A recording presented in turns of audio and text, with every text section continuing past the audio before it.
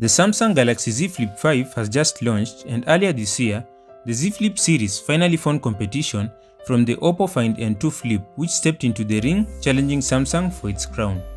In this video, we'll be comparing these two flip phones to determine which one is truly the best for you. Let's dive right in. Design-wise, they're both flip phones, so they share lots of similarities. However, there are some noticeable differences here and there. The Oppo Find N2 Flip is wider and slightly thicker when open, and a tad taller than its Samsung counterpart. Unlike the Galaxy Z Flip 4 from last year, both phones now fold completely shut, leaving no space in between, thanks to a new hinge design. On the durability front, Samsung takes the lead with its IPX8 rating, making it resistant to moisture and some water. Unfortunately, Oppo has no official rating in this regard, so we are going to assume that it's not resistant. When it comes to display, the two phones offer different experiences. The Samsung Galaxy Z Flip 5 boasts a larger 3.4-inch outer display, while the Oppo Find N2 Flip's outer screen measures 3.26 inches. Bigger is often better, as it provides more surface area for interaction, giving Samsung the advantage here. Both outer displays allow for some apps and widgets to be used here and there, and in things like usability of apps, there is no major problem because any issue can be solved with a software update or patch. But when it comes to aesthetics, Samsung takes the lead here, at least according to me. It adopts a stylish folder-like shape which looks more appealing than Oppo's traditional vertical display. But then again, on stuff like this, views are subjective and it's all about taste. For the inner display, Oppo shines with a slightly larger and brighter 6.8-inch display compared to Samsung's 6.7-inch screen. Both are 120Hz LTPO AMOLED displays, ensuring smooth visuals, and they also both have HDR10+ streaming support on apps like Netflix. Under the hood, the Oppo Find N2 Flip houses the powerful MediaTek Dimensity 9000 Plus processor, offering fast and fluid performance. However, the Samsung Galaxy Z Flip 5 takes the lead with the Snapdragon 8 Gen 2 processor, providing more power and efficiency.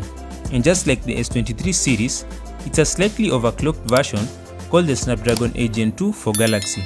Both phones come with a minimum of 8GB of RAM and 256GB of storage, sufficient for most users. Samsung also offers a 512GB storage option with the same 8GB of RAM, while Oppo provides more versatility with 12GB and even 16GB of RAM options with the 512GB storage variant. Additionally, Samsung's UFS 4.0 storage tends to be faster and more power efficient than Oppo's UFS 3.1 storage. So in terms of raw performance, Samsung outperforms Oppo, making it the choice for those who crave powerful capabilities. In the camera department, both phones feature similar setups, including a primary and an ultra-wide lens, along with a selfie camera.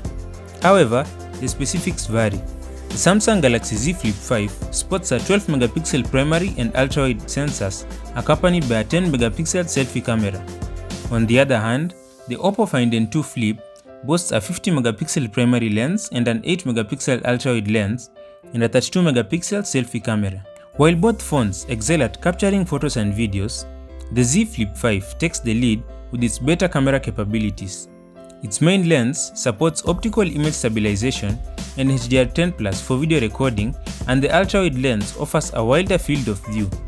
It can also record video at up to 960fps for super slow motion.